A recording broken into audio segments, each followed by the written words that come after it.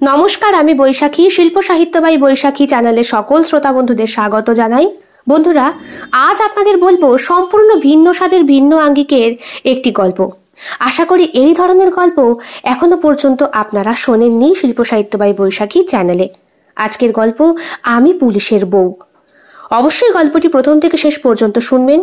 ভালো লাগলে লাইক করবেন, কমেন্ট করবেন, শেয়ার করবেন এবং আপনাদের প্রিয় চ্যানেল শিল্প সাহিত্য বাই বৈশাখী সাবস্ক্রাইব করে বেল বাটন প্রেস করে পাশে থাকতে একদম ভুলবেন না। বন্ধুরা, শিল্প সাহিত্য বাই বৈশাখী এখন চলে এসেছে ইউটিউব মিউজিক পডকাস্টে। ইচ্ছে করলে আপনারা সেখান থেকেও গল্প শুনতে পারেন এবং আপনাদের ব্যক্তিগত মতামত আমার সঙ্গে শেয়ার করতে পারেন। আজ আপনাদের বলবো সম্পূর্ণ ভিন্নধর্মী একটি গল্প, আমি পুলিশের বউ। গল্প পাঠ এবং লেখায় আমি বৈশাখী বিশ্বাস দেবনাথ। গল্পটি যাদের ভালো লাগবে না তারা দয়া করে এড়িয়ে যাবেন। এই গল্পটি সম্পূর্ণরূপে কল্পনা প্রসূত, যদিও কিছু ক্ষেত্রে বাস্তব ঘটনার ছোঁয়া থাকতে পারে। এটি লেখকের কল্পনার সাথে মিশ্রিত একটি সৃষ্টিশীল উপস্থাপন। গল্পটি কোনো ব্যক্তি, ঘটনা বা প্রতিষ্ঠানের সাথে মিলে গেলে তা নিতান্তই কাকতালীয়। এই গল্প শুধুমাত্র বিনোদনের উদ্দেশ্যে তৈরি করা হয়েছে। ছোট মামা মোহনের বাড়িতে কালী পুজোর অনুষ্ঠান। মামার হার্টে সমস্যা ছিল। সেই হার্ট অপারেশন করে সুস্থ হবার পর ছোট মামি কালী পুজোর আয়োজন করেছেন। নিমন্ত্রণ সকলে পেয়েছে, ময়না, মুনিয়া, হাজবেন্ড সহ। এমনকি ওদের মা বাবাও উপস্থিত। সবাই আছে সেখানে, বড় মামা, বড় মামি, মেজো মামা, মেজো মামি, তাদের ছেলে মেয়ে সকলে। কিন্তু বিপত্তিটা ঘটলো ঠিক প্রসাদ গ্রহণের কিছু সময় পূর্বে। বড় মামা আর মেজো মামার সঙ্গে মায়ের সম্পর্কটা কেমন যেন খিটিমিটি হয়ে গেছে অনেক দিন। বড় মামি মাকে দু চোখে দেখতে পারে না। এদিকে এই বড় মামি নাকি একসময় মাকে চুল বেঁধে দিত, আলতা পরিয়ে দিত। বাবা গেলে ষষ্ঠীর খাওয়া খাওয়াতো প্রত্যেকবার।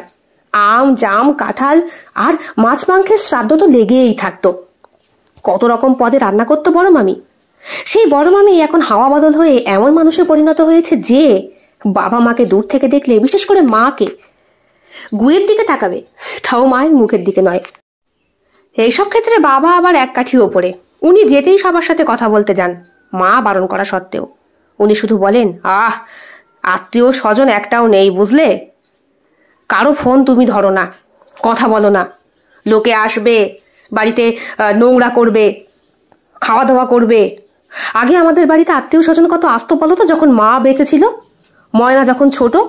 ওই একটা ঘরের মধ্যে আমরা সবাই মিলে থাকতাম, খেতাম, আনন্দ করতাম। আর এখন বড় বাড়ি করেছি, বড় বড় ঘর হয়েছে, মেয়েদের বিয়ে হয়েছে, মেয়েরা শ্বশুর বাড়ি থাকে, অথচ আমার বাড়িতে একটা আত্মীয় স্বজন আসে না। কারণ তুমি কারোর সঙ্গে ফোনে যোগাযোগ রাখো না। বাড়িতে লোক এলেই তোমায় কাজ করতে হবে, আর তুমি পারবে না। তুমি আমার কথা শুনবে না তো? ময়নার মা বলল তার বাবাকে। সুবিমল বাবু একটু তাকালেন এবং বললেন, না, আমি এখন বড়দা বড় বৌদির সাথে গল্প করব। সবাই এক জায়গায় উপস্থিত হয়েছি, সবার সাথে একটু গল্প তো করা যেতেই পারে। আরে আত্মীয় স্বজন কেউ নেই, আমি চোখ বুঝলে তোমার সাথে যোগাযোগ রাখবে কে? কেন, আমার দুই মেয়ে জামাই, সে গুড়ে বালি বুঝলে। সুবিমল বাবু যেই একটু এগিয়েছে, অমনি ময়নার মা তারস্বরে চিৎকার, আমি পুলিশের বউ? হ্যাঁ, সাহস হয় কি করে ওই মাগির? হ্যাঁ, আমার বরের সঙ্গে ফষ্টি নষ্টি মারাবে, কথা বলবে? হ্যাঁ, এত বছর ধরে হ্যাঁ আমি কি দিইনি? হ্যাঁ, কি দিইনি? যখনই বাপের বাড়ি যেতাম তখনই চাল, ডাল, সার্ফের প্যাকেট সব দিয়ে আসতাম ওই মেয়ে ছেলেকে। এখন একটু দাদার টাকা হয়েছে বলে মাকে আমার সাথে কথা বলে না? ভুলে যায় ও একটা ইলেকট্রিশিয়ানের বউ আর আমি একটা পুলিশের বউ? হ্যাঁ, ওকে ভুলে যায়?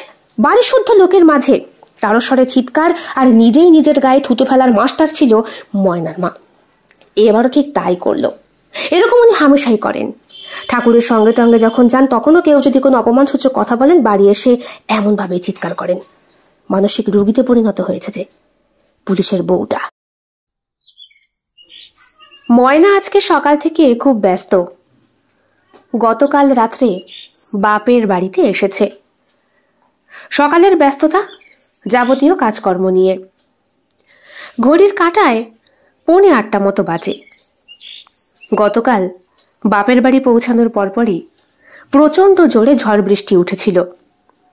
এতটাই জোরে যে পাড়ার সমস্ত বৌঝিরা শঙ্খ বাজাতে শুরু করেছে বাইরে বেরিয়ে। কোন ছোটবেলায় মাকে একবার দেখেছিল। মা ঠাকুমার কাছে ময়নাকে রেখে পাশেরই টাউনে গিয়েছিল কিছু কেনাকাটা করতে। উত্তর পশ্চিম দিক থেকে ঝোড়ো হাওয়াটা এসেছিল মা টাউনে যাবার মিনিট 15-20 পরপরই। হয়তো মা তখনও তার গন্তব্যে পৌঁছাতে পারেনি। অমন সময় দমকা হাওয়া। তখন ময়নার বাপের বাড়িটা দোতলা ছিল না, একতলা বাপের বাড়ি। একটা ঘর, ওই ঘরেই ঠাকুর ঘরও ছিল। একদিকে ঠাকুরের সিংহাসন, আরেকদিকে একটা বড় চৌকি। ময়নার মা আর ময়না সেখানেই ঘুমতো। দরজা খুলে সামনে একটা বড় বারান্দা। বারান্দাটা গ্রিল দিয়ে ঘেরা ছিল না, এখন তো দেয়াল তুলে গ্রিল দিয়ে ঘেরা হয়েছে। ওই বারান্দারই একদিকে ছোট্ট একটা খুপড়ি মতো ঘর। সেখানে একটা চৌকি আছে, একটা পুরনো কাঠের তৈরি বসার চেয়ার। অন্তত 4 জন ওখানে বসতে পারবে। খাটের নিচে একটা পুরনো দিনের বাক্স আর ছোট একটা আয়না। দেওয়ালের মধ্যেই ছোট ছোট তাক সাজানো, সেইখানে ঠাকুরের ছবি আর ঠাকুমার ব্যবহার করা কিছু কিছু প্রয়োজনীয় জিনিস। 2-1 ওষুধপত্র আছে।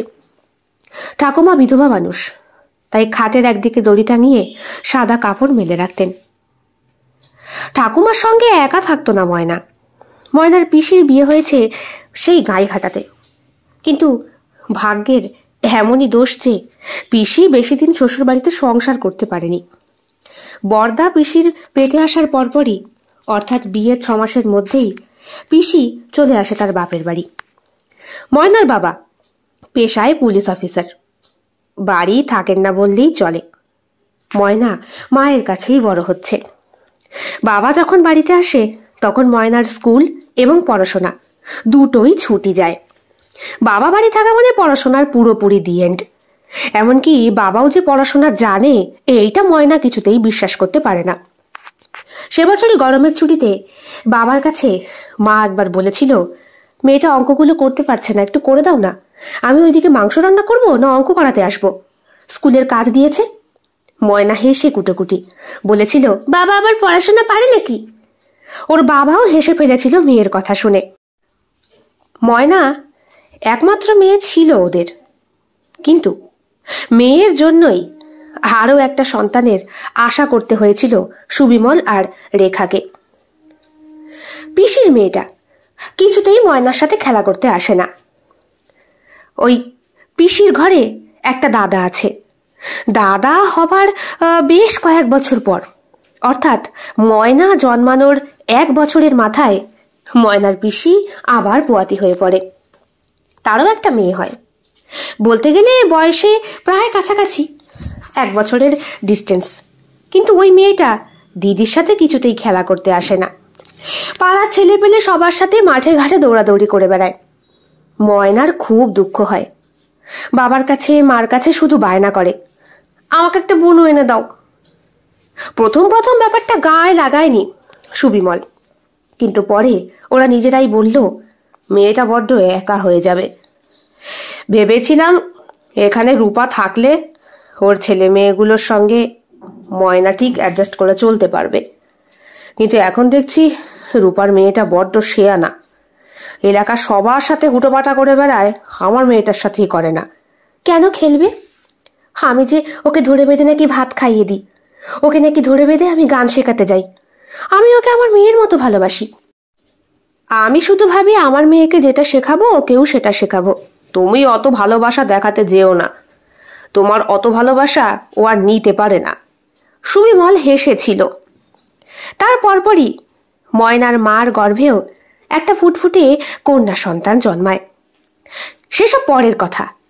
ওই ঝড় বৃষ্টির কথা বলছিলাম না, এবার ওইখানে আসি। ময়না সেই দিন তার ঠাকুমার সঙ্গে একা ছিল না, ওই পিসির মেয়েটাও ছিল সঙ্গে। 2 জনে মিলে খেলা করছিল। হঠাৎ করে এলাকার সমস্ত বউদের শঙ্খ পোয়ানোর শব্দে বাইরে বেরিয়ে দেখে বিরাট একেবারে বিচ্ছিরি অবস্থা। ময়নাদের বাড়িতে তখন 6-6টা নারকেল গাছ। প্রচন্ড হাওয়ায় এদিক ওদিক দুলছে। ঠাকুমা বাইরে একটা পিঁড়ি পেতে দিলেন। কারণটা ময়না বুঝে উঠতে পারেনি। আগেকার দিনের মহিলারা অতিরিক্ত পরিমাণে ঝড় বৃষ্টি হলে, বিশেষ করে ঝড় শঙ্খ পোহাতো আর উঠোনে একটা পিঁড়ি পেতে দিত। কারণটা আজও ময়না জানে না। এখন তো এলাকা মফস্বল হয়ে গিয়েছে, সেই উঠোন সেই গাছ এখন আর নেই। বোন হবার পরপরই বাবা বাড়ি তৈরি করলেন, একবারে দোতলা করলেন। ময়না আর মুনিয়া 2 বোন। আর বোন হবার পরপরই ময়নার মনের মধ্যে থেকে জমে থাকা ওই একাকিত্ব ভাবটা একটু একটু করে দূরে সরে যেতে শুরু করে। এরপরে ময়না বড় হয়ে ওঠে, তার সাথে তার বোনটাও বড় হয়ে ওঠে। গতকাল রাতে প্রচণ্ড ঝড় বৃষ্টি হওয়ার দরুন সকাল থেকেই লোডশেডিং। গতকাল 2:30টার সময় একবার কারেন্ট এসেছিল, সকালে আবার চলে গিয়েছে। হয়তো গাছ এদিক ওদিক পড়েছে, সেগুলো আগে তুলবে, তবে সে না ইলেকট্রিক লাইন আসবে। ময়না উপরের ঘরেই ছিল। এই তো সবে ঘুম থেকে সে উঠেছে, এইবার নিচে যাবে। তার আগে কাপড় চোপড়টা ছেড়ে পরিষ্কার হতে হবে তো। নিচ থেকে শুনতে পেল দুধওয়ালা অনেকক্ষণ ধরে চিৎকার করে করে ডাকছে। ময়না প্রথমটায় অতটা গা করেনি, পরে বুঝতে পারলো ওর বাড়িতেই। দ্রুত আগিয়ে গেল ময়না। ব্যালকনি দিয়ে উঁকি মেরে দেখলো দুধওয়ালা কাকুটা হাতে গামছা নিয়ে মুখ মুছছে আর চিৎকার করে বলছে, ও বৌদি, ও বৌদি, দুধটা নিয়ে যাও। ময়নার বিরক্তি লাগলো। আগের বারও যখন বাপের বাড়ি এসেছিল, মাকে ঠিক এইরকমই উদাসীন ভাবে দেখেছিল সে। এই লোকটা চিৎকার করেই যায়, বাবা মা কারো কি কানে কথাটা পৌঁছায় না? লোকটা যে চিৎকার করছে, দুধটুকু তো শুধু নিয়ে আসতে হবে। ময়না আর পারল না, গ্রিল থেকে চিৎকার করে বলল, কাকু তুমি দাঁড়াও, আমি আসছি। লোকটি ওপর দিকে তাকিয়ে ময়নার দিকে হেসে বলল, কবে এলি? এই তো গতকাল। তুমি দাঁড়াও, আমি আসছি। দ্রুত নামতে গিয়ে পায়ে মচকা খেলো ময়না। মাগো! কিন্তু বসে পড়ার উপায় নেই, নামতেই হবে। খোঁড়াতে খোঁড়াতে নেমে তাড়াতাড়ি দরজা খুলে হাতে দুধের গ্লাসটা নিল সে। কাকু বললেন, মা কোথায়? মা বোধহয় টয়লেটে, ওই জন্য শুনতে পাইনি। ঘরে আসার পরে ময়নার মাথা হয়ে গেল গরম। দুধের গ্লাসটা সরাসরি রান্নাঘরে ঠাস করে রাখতেই দেখতে পেল মাকে। বসার ঘরে বসে মা হাতে নিয়ে উদাসীনভাবে মোবাইল স্ক্রল করে যাচ্ছে আর একা একা হাসছে। ছোট বোন উঠেছে একটু আগেই, সে আবার নিচের ঘরে মা বাবার সঙ্গে ঘুমিয়েছিল। গতকালকে সেও এসেছে। বড়রা আসেনি, ওরা রাতে আসবে। ছোট বোনের দিকে তাকিয়ে বলল, কানের মাথা খেয়েছিস? শুনতে পাস না লোকটা কখন থেকে ডাকছে? একটু তো মনুষ্যত্ব রাখতে হয়। বাবা বললেন, আরে হ্যাঁ শুনেছে, তোর মায়ের আবার গা হাত পা ব্যথা, তাড়াতাড়ি যেতে পারে না, তাই তো তাড়াতাড়ি নামতে পারে না। আর আমি ওপর থেকে নামতে গিয়ে যে পায়ে মচকা খেলাম। মা তো এখানেই বসেছিল, লোকটাকে সাড়া দিলেই হতো, কখন থেকে ডেকেই যাচ্ছে। ময়না বুঝতে পারল বাবা মা বোন কেউই তার কথা একেবারেই পাত্তা দিল না। চুপচাপ রান্নাঘরে চলে গেল ময়না। আঁচলে ভালো করে ওই কোমরের মধ্যে আঁচলটা গুজে নিয়ে গ্যাসটা অন করলো। চা বসাতেই মা বললেন, আমাদের সবার জন্য বসাস, আমরাও খাইনি। তোর বোন এইমাত্র মুখ ধুয়ে এসে বসলো।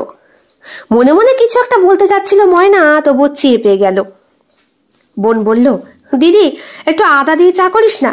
তুই জানিস না সকাল সকাল আমি আদা দিয়ে চা খেতে পারি না, আমার অস্বস্তি হয়, অম্বল হয়ে যায়। ঝাঁঝি মেরে বলল ময়না। চট করে মা বললেন, ঠিক আছে তুই তাহলে তোর মতো করে নে, ওকে আমি করে দিচ্ছি। মনে মনে আবার রাগ হলো ময়নার। আমার বেলায় তুমি উঠতে পারো না, দুধটুকু আনতে পারো না, আর ওর বেলায় এই বেলা তুমি মাজা নিয়ে কি করে উঠবে? হ্যাঁ? যদিও কথাটা আর জোরে বলা হলো না। চা পর্ব মিটে যেতেই ময়না মাকে বলল, আমি ওপরে গেলাম, বাসি বিছানা এখনো তোলা হয়নি। লোকটা এসে ডাকছিল, তাড়াতাড়ি নেমে চলে এসেছি। শোন মা, আজকে কিন্তু আর আটা মাখতে পারবো না, আজ আমার গা হাত পা বড্ড ব্যথা। ময়না একটা দীর্ঘশ্বাস ফেলে ওপর দিকে চলে গেল। মনে মনে বলল, তুমি আমার বেলায় কিছুই পারো না মা, তোমার যত কাজ যত কর্ম সব ছোটটার বেলায়। ওপরের ঘরে এসে দেখলো ছোট বোনের বিছানাটাও পড়ে আছে। ময়না ওঠার পর মুনিয়া ওপরে উঠে এলো। ময়না বলল, তোর বসে বসে থাকতে গা গতর ব্যথা করে না? পারতিস তো দুধটুকু নিতে। আরে দিদি বলিস না, মাকে কখন থেকে বলছি কাকুটা এসেছে দুধটা নাও, আমি তখন সবে বাথরুম থেকে বেরিয়েছি, জামা কাপড়টা ছাড়বো তবে তো বল, আর এইসব নোংরা কাপড়ে যাওয়াটা কি ঠিক? দীর্ঘশ্বাস ফেলে ময়না বলল, তোরা পারিস মানুষকে বিব্রত করতে। নিচে নেমে এলো ময়না বিছানাপত্র গুছিয়ে। মা তখনও বসে বসে মোবাইলে স্ক্রলই করে চলেছে। বাবা পাশে বসে আলু কুটছেন। বিরক্ত হয়ে ময়না বলল, আলু কাটছো কেন? তোমার না সুগার? রুটিটা খাবি তো? কি দিয়ে খাবি? ঘরে তো কিছু নেই, তার উপরে শুধু শুধু কুমড়োর তরকারি দিয়ে তোর মা খেতে পারে না। আবার আবার বিরক্ত হলো ময়না। ধুর, এইটুকু ছাড়া বেশি কিছু বলতে পারে না মেয়েটা। এদিকে ভিতরে ভিতরে সমস্ত কষ্টগুলো যেন গলা চিরে বেরিয়ে আসতে চায়। আটা মাখতে মাখতে মশার কামড় খেতে খেতে অসহ্য বোধ করে ময়না বলল, ধুর, আর পড়িরা ঝুলে গেল বাবা, লোকে এত মরে, এই জাতগুলো যে কেন মরে না। কথাটা গিয়ে লাগলো অন্য কারো কানে, যিনি বসে বসে মোবাইলটা ঘাঁটছিলেন। নিজের মোটা শরীরটাকে হাতির মতো দুলিয়ে দুলিয়ে সামনে এনে বললেন, আমি রুটি খাবো না, তোদের জন্য কর, আমি ছাতু মুড়ি খেয়ে নেবো। কেন? আমি কি বলেছি আমি তোমার রুটি করব না? না, তোর কষ্ট হচ্ছে, তাছাড়া আমি আটাটা মেখেও দিতে পারলাম না। বাবা রে বাবা, সবার জন্য করতে পারবো, আর তোমার জন্য দুখানা রুটি আমার কি করতে বেশি কষ্ট হবে নাকি? বেশি কিছু আর বলল না ময়না। ব্যাপার বেগতিক বুঝে মুনিয়া নিচে নামতে গিয়েও নামেনি, চুপচাপ ওপরে গিয়ে আবার বসে পড়েছে। কোইন্সিডেন্টলি দুই বোনেরই বিয়ে হয়েছে একই জায়গায়। স্বামীরা মোটামুটি রোজগার করে, কিন্তু দুই বোনের ভেতরেও একটা অন্তর্দ্বন্দ্ব কাজ করে, যেটা কেউ কাউকে কখনোই স্বীকার করে না, বলেও না। ময়না তো নাই, ওপর ওপর রাগ দেখায় বড্ড বেশি, কিন্তু ভিতরে ভিতরে কর্তব্য করতে ময়না সব সময় তৎপর। কিন্তু মুনিয়া যথেষ্ট স্বার্থান্বেষী, নিজেরটা নিজে বুঝে নিতে এতটুকু দ্বিধাবোধ করে না সে। খাওয়া দাওয়া পর্ব চলতেই বাবা হঠাৎ করে বললেন, তোমার জন্য 2.5খানা রুটি রাখি নাকি? তরকারিটা খুব ভালো হয়েছে, বুড়ি খুব ভালো রান্না হয়েছে রে মা। ঠিক আছে, খাও এখন। বলছি শোন, অনুপ আসবে না? না, ও এখন আসবে না, যদি আসে রাতে আসবে, আর আমি তো কালকে চলে যাব। কালকে চলে যাবি মানে? আমার শরীরটা এত খারাপ, এই এলি আর এই চলে যাবি? হ্যাঁ, আমার তো এরকমই কথা ছিল মা। তাছাড়া ওখানে শাশুড়ির শরীরটাও বেশ খারাপ, তোমার এখানে বেশি দিন আমি থাকতে পারবো না। আর এই তো এলাম, আবার 2 দিন পরে আসবো, তাহলেই তো হলো। কত কষ্ট করে তোদের 2 মেয়েকে বড় করেছি। হ্যাঁ, তোর বাবা থাকতো না বাড়ি, একা হাতে সংসার সামলেছি, তোদের স্কুল, তোদের পড়াশোনা, তোদের যাবতীয় কিছু, আর এখন এই মাকে ফেলে তোরা 2 বোন কি সুন্দর পরের সংসার করছিস। ময়নার চিৎকার করে বলতে ইচ্ছে করছিল, পরের সংসার তো তুমিও করেছো, তুমি তাহলে শ্বশুর বাড়ি এসে কেন থেকেছো? তুমিও তো পারতে বাপের বাড়ি তোমার বাবা মার কাছে থাকতে, নাকি সেখানে ভাইয়ের সংখ্যা যথেষ্ট বেশি, বৌদিরা পাত্তা দেবে না, তাই এখানে এসে সংসার পাততে বাধ্য হয়েছ? কিছু বলা হলো না ময়নার। দীর্ঘশ্বাস ফেলে বলল, রুটি রেখেছি, খেয়ে নাও। আমি উপরে গেলাম, বাসি জামা কাপড়গুলো নিয়ে আসি, আজকে কাচবো। তাছাড়া বিছানার চাদরটা বদলেছি, সেই কবে বদলে গিয়েছিলাম। রাতে ঘুমোতে গিয়ে আমার হাঁচি উঠে শেষ, অ্যালার্জি হয়ে গেছে। একটু কি ঘরটা ঝাড় দিতে পারো না মা, যখন আমরা কেউ থাকি না? তোর মা মাজা নিয়েই নড়তে চড়তে পারে না, আর তুই সেখানে ঘর ঝাড় দেওয়ার কথা বলিস কি করে? কথাটা বললেন বাবা। যথেষ্ট গায়ে লাগলো ময়নার, তবুও কোনো প্রতিবাদ করলো না সে। চুপচাপ ঘর মোছার বালতিটা ওপরে নিয়ে যেতে যেতে বলল, কাজের লোক রাখতে পারো তো একটা, বারবার আসবো, সমস্ত ঘর বাড়ি উঠোন ঝাড়বুঝ করে দিয়ে যাব, পত্তনে পত্তনে তোমাদের রান্না করে খাওয়াবো, আবার এসে সেই একই কাজ করব, শ্বশুর বাড়িতে গিয়েও একই রকম। আমার বুঝি শান্তি নেই? আমি বুঝি মানুষ না? কিন্তু ওই যে, ওর কথার পাত্তা দেবে কে? চুপচাপ নিজের ঘর মুছে পরিষ্কার করে বাসি জামা কাপড়গুলোকে নিয়ে নেমে যায় ময়না। এ কি, সার্ফের প্যাকেট কোথায়? আমি যে এখানে দামি সার্ফ রেখে গিয়েছিলাম আমার জন্য, কি করেছো? আমি সাদা চাদরগুলো ভিজিয়ে দিয়েছিলাম, আমি তো বুঝতে পারিনি ওটা তোর সার্ফের প্যাকেট, তাই। বাবা, তুমি যে কি করো জানো তো, তোমার জামাই ওই সার্ফের গন্ধটা বেশি পছন্দ করে। ঠিক আছে, দাও, ওটা দিয়েই কেচে দিই। কাচতাম না ওর জামা কাপড়গুলো, আলনার মধ্যে ছিল, বাড়ির পাশেই রাস্তা, এত ধুলো, ওগুলো পড়লে ওর অসুবিধা হবে, আর এর গন্ধে আমারই ডাস্ট অ্যালার্জি উঠে যাচ্ছে। জামা কাপড় ভিজিয়ে বাবার দিকে তাকিয়ে বলল, আজ রান্না কি হবে? বাজারে গেছো? আরে জিনিসপত্র নিয়ে আসো, বেলা গড়িয়ে 9:30 বাজে। আর কত বেলা করব আমি? বেশি বেলা বাড়লে আমার রান্না করতে ভাল লাগে না, গরম লেগে যায় জানো তো। তাছাড়া আমার একটা কাজও তো আছে নাকি, শুধু সংসার করলেই তো হবে না, আমি তো ইনকামটাও করি। এত কথা শোনাস কেন রে তুই? বলল কথাটা মা। এতক্ষণ ধরে উনি মোবাইলটাই ঘাঁটছিলেন। খাওয়া দাওয়া পর্ব শেষ করে চায়ের জন্য বসে আছেন। কখন ময়না নামবে, কখন এক কাপ চা করে মুখের কাছে আগিয়ে দেবে। ছোট বোনের এসব কাজের প্রতি কোনো রকম কি বলবো, ডাকই পড়ে না। সে তো ছোট, তাই ছোটর মতোই থাকে। তৈরি তৈরি খাবার তার মুখের সামনে আগিয়ে যায়।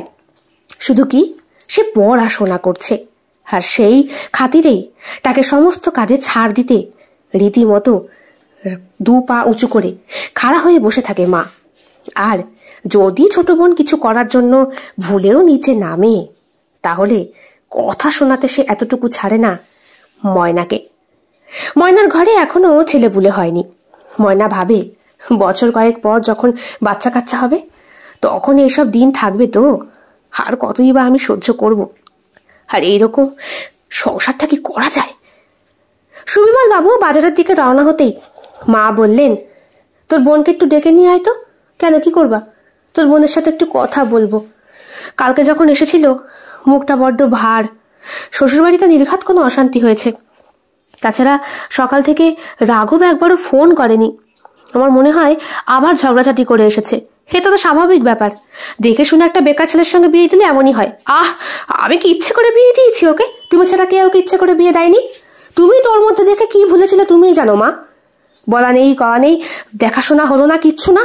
পরিচয় হওয়ার 6 মাসের মধ্যে বিয়ে হয়ে গেল, তাও ধুমধাম করে। একটা বাড়ির বড় কেউ সেই বিয়ের মধ্যে এন্ট্রি করলো না।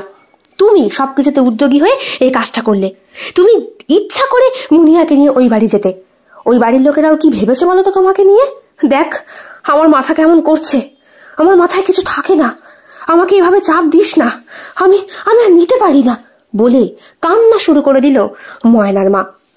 ময়না কিচ্ছু বলতে পারে না, তার আগেই এমন করে ন্যাকা কান্না জুড়ে দেয় যে উনি সত্যিই মাথায় কিছু নিতে পারেন না, আর সত্যিই দুঃখ যেন সহ্য করতে পারেন না। যা কিছু করেন সব কিছু ওনার অজান্তেই এমনি এমনি ঘটে যায়। থাক থাক, তোমার আর কান্না করতে হবে না। তুমি কান্না করছো দেখলে বাবা উল্টো আমাকে দোষারোপ করবে। আয় বুনু, তোকে মা ডাকছে, নিচে আয়। নেমে এলো মুনিয়া। তারপরে 2 মা মেয়ের মধ্যে শুরু হলো ইচ্ছে মতো পিএনপিসি। ময়না কিচ্ছু বলছে না। ভাতের হাঁড়ি ধুয়ে ভাত বসালো, ডাল বসালো। বাবা আসার পরে আনাজপাতি কোটা হবে, কি মাছ আনা হয় দেখা হবে, তারপরে হবে রান্না। মোটর চালিয়ে সমস্ত জামা কাপড়গুলো কাচতে শুরু করেছে ময়না। মনে মনে ভাবছে সেই সমস্ত দিনের কথা। ছোটবেলায় যখন বোনটা হয়নি, তখন দিনগুলো বেশ ভালো ছিল। স্কুল থেকে আসতো, তখন ঘড়ির কাঁটায় দুপুর 1টা মতো বাজে। মর্নিং স্কুল ছিল। স্কুল থেকে আসার পর রাস্তার উপরে দেখতে পেত মা দাঁড়িয়ে আছে। রিক্সা কাকু রিক্সা করে স্কুলে দিয়ে আসতো আর নিয়ে আসতো। মা কোলে কোলে নামাতো। এই উঠোন বাড়ি সব তখন কত পরিষ্কার পরিচ্ছন্ন। উঠোনটা কত বড় ছিল। বাড়িটা ছোট হলেও সেখানে অনেকটা শান্তি আর অনেকটা ভালোবাসা বিরাজ করত। এখন সেসবের অস্তিত্ব মাত্র আর নেই। তারপর মা স্নান করিয়ে দিত। মার আগেই স্নান হয়ে যেত। 2 মা মিলে ভাত খেত, বৈরাগী মাছের ঝাল দিয়ে। কি সুস্বাদু। পিসির ঘর যেহেতু একদম গা ঘাসা, তাই দুপুরবেলা পিসিও যা রান্না করত সেই তরকারি ভাগ হতো এই বাড়ির সাথে ওই বাড়ির। পিসেমশাই আবার ডাল ছাড়া খেতে পারে না। ঠাকুমারও ডাল লাগে, তিনি নিরামিষাশী। কাজেই ডাল এক বাড়িতেই রান্না হতো, সেটা ময়নাদের বাড়ি, এবং সেই ডাল ভাগ করা হতো 2 বাড়ির মধ্যে। তখন সবার মধ্যে এত মনোমালিন্য, এত হিংসে ছিল না। মাও তখন কত কাজকর্ম করত, যদিও ময়না ছোটবেলা থেকেই তার মাকে শুধু ঘর গোছাতেই দেখে এসেছে। উঠোন বাড়ি লেপা, ঘর লেপা, বিছানার চাদর একদিন অন্তর বদলানো, আর প্রত্যেক দিনই ঘরে ধুলো ঝেড়ে পরিষ্কার করা। রান্নাবান্না বলতে সবটাই করতো ঠাকুমা। এমনকি শুধু মাছের ঝোল বা মাংসটুকু করতো মুনিয়ার মা এবং ময়নার মা, আর সেই মাছটুকু ধুয়েও দিত কোনো কোনো সময় ঠাকুমাই। সেই মা এখন এতটাই আয়েশ পেয়েছে যে ওনার আর নড়াচড়ার ক্ষমতা নেই। কোমর প্রশানটা প্রচন্ড পরিমাণে ফুলে গিয়েছে। থাইরয়েড, কোলেস্টেরল, ফ্যাটি লিভার সব ধরা পড়েছে। কায়িক পরিশ্রম না করলে শরীরে তো রোগ ধরবেই। একদিন হাঁটতে হাঁটতে হাঁপিয়ে গিয়েছিল। রাস্তার লোকজন ধরে নিয়ে এসেছে বাড়িতে। বাবার সঙ্গে তখন হাঁটতে বেরোতো। বাবার সুগার ধরা পড়েছে। কিন্তু লোকজন বাড়িতে পৌঁছে দেবার পর থেকে মায়ের হাঁটার পালা বন্ধ হয়ে গেছে। বলে, রাস্তার মধ্যে হার্ট ফেটলে হয়ে মরে পড়ে থাকবো, তখন কি করবি? এর থেকে আমি বাড়িতে যা আছি তাই অনেক। আচ্ছা তোরাই বল, আমি কি বাড়িতে কাজ করি না? সকালে ঘুম থেকে উঠে এই যে ঘর দোর গোছাই, এই যে শোকেস টোকেসগুলো মুছি, এগুলো কি কাজ না? বাবা বলেছিলেন, কাজ কোনটা জানো? যেটাই তোমার শরীরের ঘাম ঝরবে। তুমি সকালবেলা ঘুম থেকে ওঠো, চা খাও, সকালের খাবারটা খাও, খেয়ে তুমি শোকেসের গোছানো জামা কাপড়গুলোকে বার করে ঝেড়ে আবার ঢোকাও। তোমার শরীরে ঘাম ঝরছে, সামান্য ঘরটুকু ঝাড় দিতে গিয়ে তুমি কোমর বাঁকাতে পারো না, সেটাও 2 মেয়ের মধ্যে একজন দিয়ে দেয়। ঘর তো মোছোই না, ওটাও 2 মেয়ের মধ্যে একজন করে। আর তুমি বলছো কিনা তোমার কায়িক পরিশ্রম। তুমি কি বুঝবে? দুটো সিজার হয়েছে। সিজার হতে গেলে কত কষ্ট হয়, কত রক্তক্ষয় হয় জানো? সেই রক্তক্ষয় বুঝি তোমার এখনো হচ্ছে? সেই রক্ত কবে পূর্ণ হয়ে গেছে? বাবা ভালো কথা বললে বাবার সঙ্গে প্রচন্ড অশান্তি বেঁধে যায় মায়ের, যার পরিণাম কান্নাকাটিতে গিয়ে থাকে। শেষ অবধি কি হয় যদিও ময়না বা মুনিয়া কেউ জানে না, কারণ পরের দিন সকালবেলা ঘুম থেকে উঠে আবার সবকিছু ঠিকঠাক। কিন্তু আজকাল বাবা মায়ের সাপোর্ট বড্ড বেশি কাটে। কেন কি জানি, বাবারও বোধহয় একটু একটু করে ভয় ঢুকছে মনের ভেতরে। জীবনসঙ্গী বলতে তো একজনই, 2 মেয়ের সংসার হয়ে গেছে আলাদা, তারা তাদের পরিবার নিয়ে সুখে শান্তিতে থাকবে, এটাই শেষ কথা। কিন্তু ওনার কি হবে যদি বউটা এই বয়সে মরে যায়? কথাটা প্রথম বলেছিল ময়নার বর। যেদিন ময়না তার বরের কাছে কাঁদতে কাঁদতে বলেছিল, আমি আর পারি না গো, একদিকে শ্বশুর বাড়ি আর একদিকে বাপের বাড়ি, কোথায় মাঝে মধ্যে ভাবি বাপের বাড়িতে এসে 2 দণ্ড আরাম করব, একটু বিশ্রাম নেব, কাজকর্ম করব না, রিল্যাক্স করব। কপালে আমার জোটেই না। প্রত্যেকবারই এসে ওই হেসেল টানতে হয়, নিজের ঘর নিজের পরিষ্কার করতে হয়, নিজের কাপড় নিজেরই ধুতে হয়। সে না হয় করলাম, অন্তত রান্নাটুকু তো মা করতে পারে। বাবা পত্তনে পত্তনে সবজি কেটে বসে থাকবে, পেপার পড়বে। আমি কখন নামবো নিচে, কখন আমি রান্না করব, তারপরে সব খাবে। আর যখন মাসিক হয় বোনের, তখন তো পুজো আমাকে দিতে হয়। সারা বেলা কাজ করে দুপুরে আমার আর শরীর চলে না, তুই জানো না। আবার যখন বলি এইবার যাবো ওই বাড়িতে, তখন এমন খেঁচানি দেয় যে আমার সব পৃথিবী গোলমাল হয়ে যায়। শুধু একবার যদি বলি আমি পরশুদিন যাচ্ছি ওই বাড়ি, চট করে বলবে, এত কষ্ট করে বড় করেছি, তোদের কাছ থেকে কি একটু একটু সেবা আশা করতে পারি না? আর কত সেবা করব বলো তো? এবারে সেবা পাওয়ার বয়স আমার হয়ে গেল। ময়নার হাজবেন্ড তার হাত দুটো শক্ত করে ধরে বলে, কি করবে বলো, ওনাদের ছেলে নেই বলে ওনারা সবসময় হীনমন্যতায় ভোগেন। ছেলে থাকলে, ছেলের বউ থাকলে হয়তো এগুলো হতো না। চুপ করো, ছেলের বউ, আমার মা যা কোয়ালিটির মানুষ, ছেলে আর ছেলের বউ থাকলে ওই ছেলে অনেক দিন আগেই তার বিবাহিত বউকে নিয়ে বাপ বাপ বলে সংসার থেকে বিতাড়িত হতো। হয় সে শ্বশুর বাড়িতে গিয়ে ঘর জামাই থাকতো, না হলে অন্য কোথাও বাড়ি ভাড়া করে থাকতো। মার ব্যবহার তো তুমি নিজের চোখে দেখোনি? জানো সেই দিন কি হয়েছে? সেই দিন হঠাৎ করে ছোট বোন বলল খিচুড়ি খেতে ইচ্ছে করেছে। আমার রান্না চাপানো হয়ে গেছে ভাত। মা বলে, ওর মধ্যে তুই খিচুড়ি চাপা। তুমি বলো এটা পসিবল? সম্ভব কখনো? আমি বলেছি আমি পারবো না, পারলে তুমি করে দাও।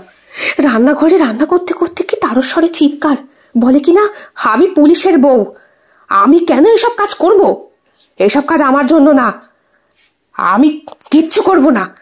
জানিস, যখন কোয়ার্টারে থাকতাম তোর বাবা, আমি দেখেছি সেই সমস্ত বউগুলোর জন্য রান্নার লোক থাকতো, বাসন মাজার লোক থাকতো, তোর বাবা কিচ্ছু রাখতো না, আমায় দিয়ে করাতো। কেন? আমি বুঝি পুলিশের বউ না? আমার মধ্যে বুঝি সেই অহংবোধ থাকতে নেই? কি বলছো? এ তো মেন্টাল। হ্যাঁ, মা মেন্টাল পেশেন্টই হয়েছে। আরও একদিনের কথা শোনো। আমাদের পাশের বাড়ি নাড়ু কাকার বউটা চরিত্রহীন সবাই জানে। গা-গতর বের করে স্নান করে, সেটা সবাই দেখেছে। নাড়ু কাকার বউ একদিন ওভাবে স্নান করছিল, বাবা নাকি অনেক বছর আগে, সবে তখন ওই এসেছে ছুটিতে বাড়ি, বাবাও কলপারে স্নান করছে। শীতকাল, বাবা মাকে বলেছিল পিঠে একটু তেল লাগিয়ে দিতে। মা গিয়ে দেখে নাড়ু কাকার বউ দাঁত খেঁচিয়ে হাসছে বাবার দিকে তাকিয়ে, আর বাবা দিব্যি স্নান করছে। নাড়ু কাকার বউয়ের দিকে তাকাচ্ছে কি তাকাচ্ছে না সেটা বড় কথা না, সেই পর থেকে মাও কি শুরু করেছে জানো? কি শুরু করেছে? নাড়ু কাকার দিকে তাকিয়ে স্নান করে মা। ব্লাউজ খুলে বুক বার করে সাবান দেয় রীতিমতো। তুমি বলো, তখন আমাদের বাড়ির চারিদিকে পাঁচিল দেওয়া ছিল না। অমন করে নিজের শরীর দেখিয়ে মা কিসের পরিচয় দিচ্ছে? আর অকথ্য ভাষায় গালাগালি। কিছু বলতে গেলে মা কি বলতো জানো? কি বলতো? মা বলতো আমি পুলিশের বউ। পুলিশের মুখে সবসময় গালাগালি থাকে, দেখিস না? তুমি কিছু বলতে না? হ্যাঁ, আমি বলেছি সব পুলিশ কি সমান? সবাই দেখো গে যাও কত নম্র সভ্য ভদ্র, আর গালাগালি সবাই ব্যবহার করে। তাই বলে সবসময় প্রত্যেক কথায় কারো গালাগালি আসে? সেটা মাথা গরম হলে, সেরকম পরিস্থিতি হলে, অথবা চোর ছাচরের মধ্যে পড়লে সেটা না হয় দু একটা বেরোয়। তাই বলে একটা স্বাভাবিক মানুষের সাথে কথা বলতে গেলেও তাকে খিস্তি দিয়ে সম্বোধন করতে হবে? আর তার বউয়ের চরিত্র খারাপ বলে তাকে দেখানোর জন্য নিজেকেও কলুষিত হতে হবে? এর কোনো মানে আছে? তোমার মাকে একটা ডাক্তার দেখাও বলেছিলাম, অনেকবার বলেছিলাম। দেখাতেও গিয়েছিল, সেই ডাক্তারকে পছন্দ হয়নি। ডাক্তারের বয়স নিতান্তই 26-27 বছর।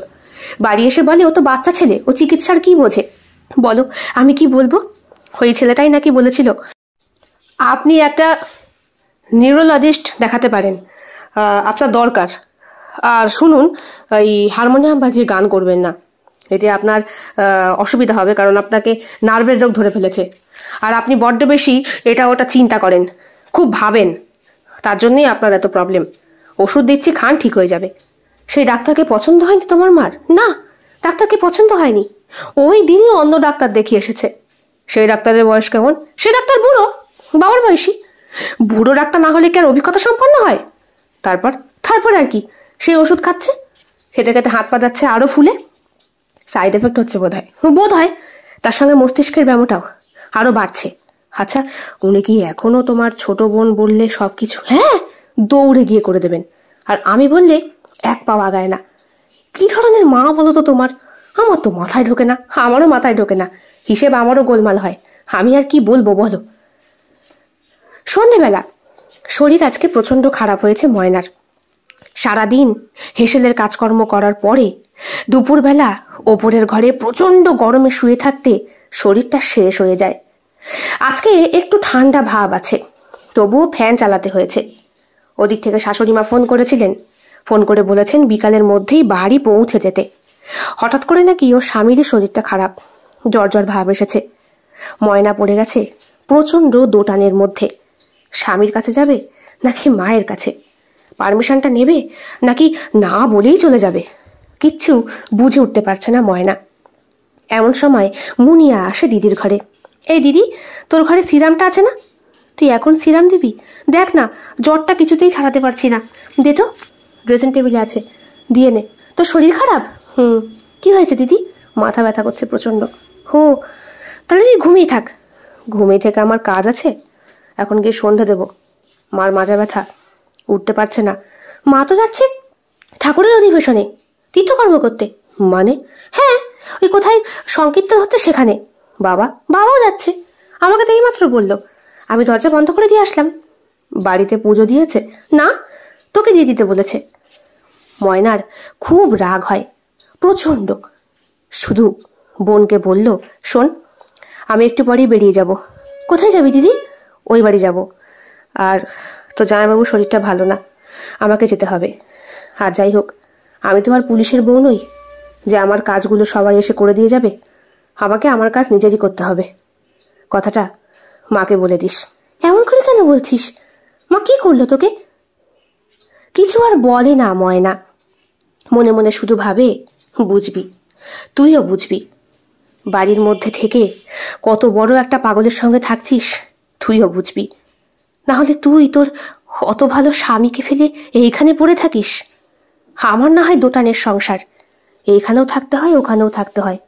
তুই তো মুক্ত, তোর বর থাকে আলাদা জায়গায়, তুই তো সেখানে গিয়ে তার সঙ্গে সংসার করতে পারিস। তুই তা যাস না। কেন যাস না?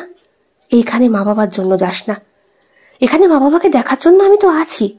তোর বরকেও তো আমি এই কথা বলে আশ্বাস দিয়েছিলাম। বিয়েটা তো সেই হিসাবেই হয়েছিল রে। তোর বর এখন বিয়ের পরে আমাকে কত রকম ভাবে দোষারোপ করে সেটা আমিই জানি। একবার তো রাস্তায় দেখা হতে বলেই দিয়েছিল, বর্দি আপনার কথাতে বিয়ে করে বড্ড বেশি ভুল করেছি। প্রথমত বুঝতে পারিনি, মাকে স্বাভাবিক লেগেছিল। ভেবেছিলাম আপনি এখানে যাতায়াত করেন, মা বাবার দায়িত্বটা আপনি নিতে পারবেন। আপনার ছোট বোন আর আমি আসবো না তা নয়, আসেন মাঝে মধ্যে, দেখাশোনাও করব, কিন্তু আমার কাজ যেহেতু আউট অফ জেলা, তাই আমাকে ডিস্ট্রিক্টের বাইরে থেকেই সবকিছু করতে হয়। কিন্তু এখন দেখছি আপনার বোন আমার সঙ্গে যেতে রাজি হয় না। কথা বলতে গেলেই শুধু বলবে বাবা মাকে কি দেখবে। এদিকে আমি খুব ভালো করেই জানি ও এখানে কিচ্ছু করে না, সবটা আপনিই সামলান। আমি কি করব ভাই, আমার কিছু করার নেই। আমি অনেকবার করে মাকে বোঝানোর চেষ্টা করেছি, কিন্তু মায়েরও এক কথা, ছোট বোন সে কি করে আলাদা জায়গায় সংসার করবে, বেশি বাড়াবাড়ি করলে মাকেও তোমাকে সঙ্গে নিয়ে গিয়ে থাকতে হবে। না না, মাফ করবেন বর্দি, অত আর্থিক ক্ষমতা আমার নেই। নিজের বাড়িতেই বাবা মাকে নিয়ে আমার জায়গায় রাখতে পারছি না, আর সেখানে আপনার বাবা মাকে টানবো কি করে, যেখানে আমি জানি আমার শাশুড়ির কত কিছু দরকার হয়, তার চাহিদা কত বেশি। কথাটা শুনে খুব খারাপ লেগেছিল মুনিয়ার। ময়নাকে বলতেই ময়না জিজ্ঞাসা করেছিল তার বরকে। সে সত্যি সত্যি স্বীকার করেছিল, বলেছিল হ্যাঁ আমি কথাগুলো আপনার বোনকে বলেছি, বাধ্যতামূলকই বলেছি। আমার কাছে আর কোনো উপায় নেই, যদি পারেন আপনার বোনকে বুঝিয়ে সুঝিয়ে আমার কাছে পাঠিয়ে দেন। আমি তো ওর পড়াশোনা আটকাবো না, ও যেমন পড়ছে পড়বে। শুধু এইখানে থাকলে একটু একটু করে ও নিজেও পাগল হয়ে যাবে, বুঝতেও পারবে না কি করে ও সব কিছু হারালো, যেভাবে আপনার মা হারাচ্ছে পুলিশের বউ এই অহংকার করতে গিয়ে। ঠিক তাই, ময়নাও এখন একটু একটু করে বুঝতে শুরু করেছে মা পুলিশের বউ, তাতে ময়নার কিছু যায় আসে না। সে যে পুলিশের মেয়ে, সেই পরিচয় এখন তার কাছে এতটুকু নেই, কারণ সে একজন সামান্য একটা মানুষের স্ত্রী। সে সরকারি চাকরি করে না বলে তার নামের পাশে কোনো স্ট্যাম্পও পড়েনি। ময়নারও তাই, মুনিয়ারও তাই। কিন্তু মুনিয়া যেহেতু তার বাবা মাকে এখনো তোষামোদ করে চলে, তাই মুনিয়ার ক্ষেত্রে সেইটা প্রভাবিত না হলেও ময়নার ক্ষেত্রে বিষয়টা দারুণভাবে নাড়া দিয়ে গেছে। পিসির মেয়েটার যেবার বিয়ে হলো এক ইঞ্জিনিয়ারের সাথে, সে বছরই প্রথম ময়নার মা বুঝতে পেরেছিল তার কত বড় ভুল। পিসির মেয়ের একদিকে বিয়ে হচ্ছে আর অন্যদিকে ময়নার মা মন্দিরে গিয়ে কান্নাকাটি করছে, ঠাকুরকে দোষারোপ করছে তার মেয়ের সরকারি চাকরিওয়ালা বরের সঙ্গে বিয়ে হয়নি তাই। এরপরে পাড়া প্রতিবেশীর একটা ছেলে, ছেলেটা বেশ সুন্দর, দেখতেও ভালো, চাকরি পেয়েছে সদ্য। সেই ছেলের সঙ্গে ছোট মেয়ের বিয়ে দিতে চেয়েছিল, কিন্তু সেই ছেলেটাও ছোট মেয়েকে পাত্তা দেয়নি বলে সাত তাড়াতাড়ি ছোট মেয়েকেও বিয়ে দিয়ে দিল কোনো রকম একটা চাকরি করা ছেলের সঙ্গে। আর তারপর পরই নিজেকে আরো বেশি করে দোষারোপ করতে শুরু করলো মুনিয়ার মা। ডিপ্রেশনটা এতই গভীর যে মানসিক রোগ হয়ে গেছে ওনার, নার্ভের দোষ থেকে সবটা। রান্না বান্না করতে গেলে, ঘরে কাজ করতে গেলে ওনার অহংকার বোধে লাগে। আর বাবাও এখন এমন হাল, রিটায়ার্ড পেয়ে বাড়ি আসার পর এই মেয়ে মানুষগুলোর মধ্যে থাকতে থাকতে বাবাও কেমন যেন মেয়েলি হয়ে গেছে।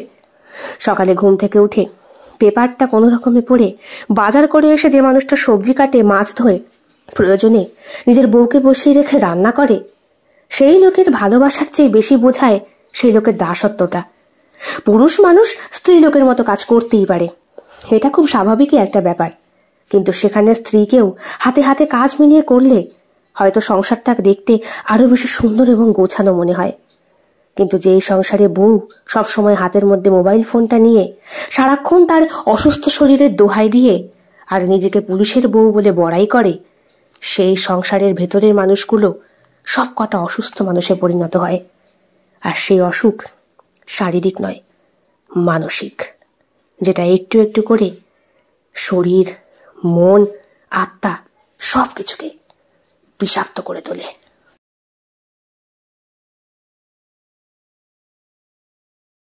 কেমন লেগেছে আজকের গল্প কমেন্ট বক্সে কমেন্ট করতে একদম ভুলবেন না। ভালো লেগে থাকলে অবশ্যই লাইক করবেন, কমেন্ট করবেন, শেয়ার করবেন এবং আপনাদের প্রিয় চ্যানেল শিল্প সাহিত্য বাই বৈশাখী সাবস্ক্রাইব করে বেল বাটন প্রেস করে পাশে থাকতে একদম ভুলবেন না বন্ধুরা। দেখা হবে খুব শিগগিরই আগামীকাল সম্পূর্ণ নতুন একটি ভিন্ন স্বাদের গল্পের সঙ্গে। আপনাদের সকলের উপস্থিতি একান্তভাবে কামনা করি। সকলে খুব ভালো থাকবেন, সুস্থ থাকবেন এবং একইভাবে সাহায্য এবং সহযোগিতার হাত বাড়িয়ে দেবেন। সবাই ভালো থাকবেন। শুভরাত্রি।